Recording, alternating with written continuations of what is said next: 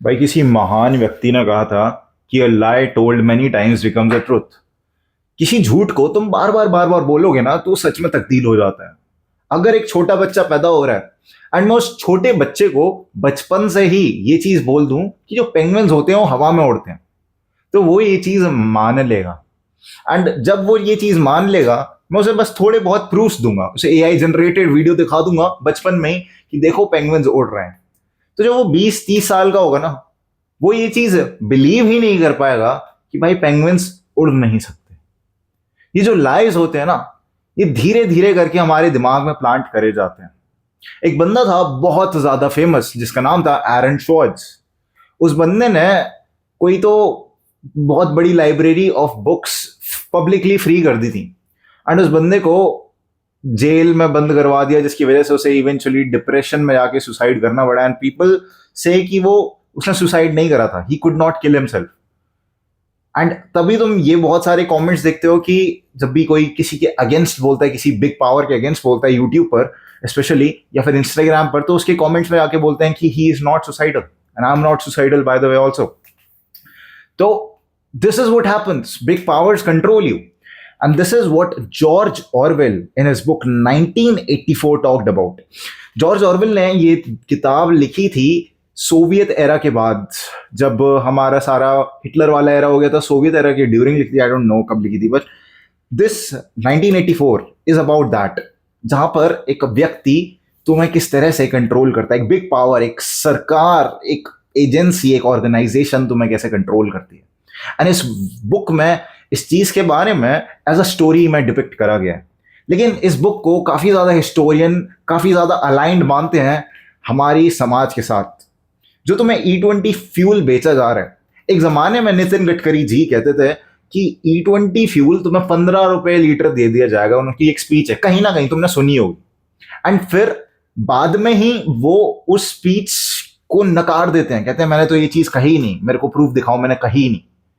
And this is what George Orwell warned us about in 1984। George Orwell ने यही चीज कही कि ये जो बिग ब्रदर है, बिग ब्रदर को तुम एक ऐसा कॉन्सेप्ट समझ सकते हो जो कि तुम्हें कंट्रोल करा हुआ है। एंड जिस तरह से वो तुम्हें कंट्रोल कर रहा है, वो तुम्हारी सारी एग्जिस्टेंस कंट्रोल कर रहा है। ऐसा कंट्रोल है उसके पास। एग्जिस्टेंस का मतलब कि वो डिसाइड करेगा कि तुम लोगों के दिमाग में एग्जिस्ट करोगे या नहीं। ये बहुत ही प्यारा कॉन्सेप्ट है जो कि जॉर्ज ऑरवेल ने समझाया।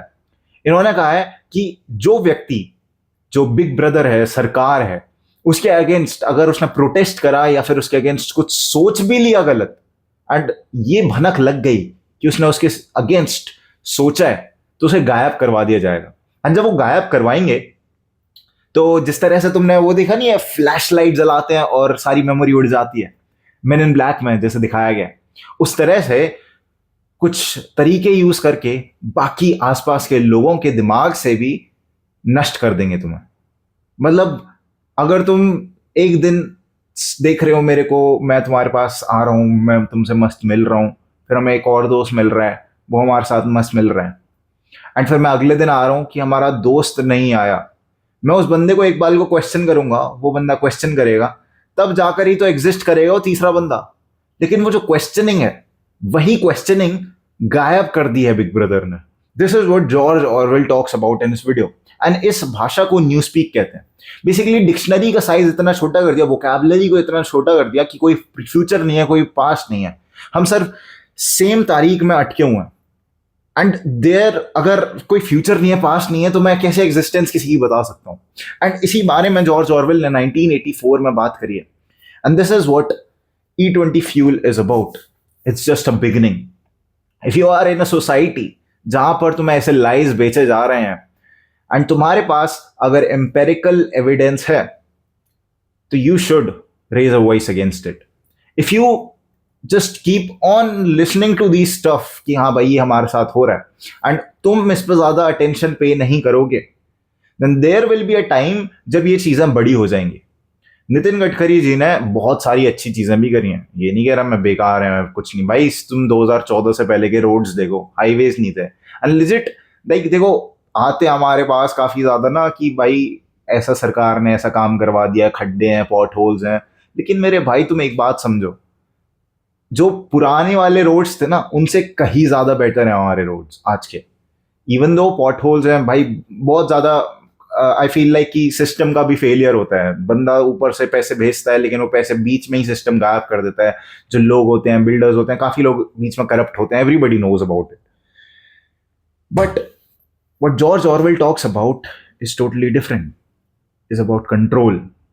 He says कि ना अंत है ना फ्यूचर है, एंड तुम्हें इस तरह से कंट्रोल किया जाएगा जहां पर तुम्हें बोला जाएगा कि जो चीज हमने तुम्हारे लिए बोली है, हमने तुम्हारे लिए करी है, वही तुम्हारे लिए सही है।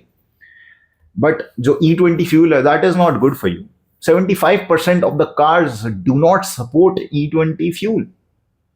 हमारी सारी गाड़ियां खटारा हो रही हैं।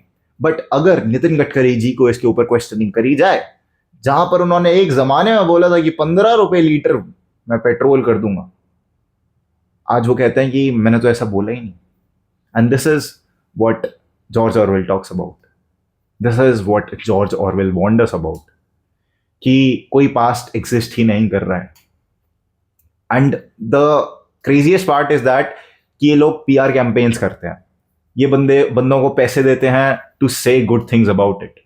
ये टोटली न्यू वोकैबुलरी क्रिएट कर रहे हैं। Exactly what George Orwell said, this is a new speak, नई भाषा है जो कि तुम्हें बताई जा रही है। And you need to be aware. This is why awareness is important, क्योंकि अगर तुम अवेयर नहीं होगे you will become one of the main character in this book. This is what I wanted to tell you in this video. अगर video अच्छी लगी हो तो कमेंट कर सकते हो। I can make more videos on books. This was it for the video. Grind set करते रहो यार। भाई साहब आ रहा है, थोड़ा बहुत आ रहा है, ठीक है, थोड़ा जा रहा है, मैं होमवर्क आउट कर रहा हूँ। ग्राइंड सेट करते रहो, माइंड से तुम्हारा बदल ही रहा हूँ मैं जान।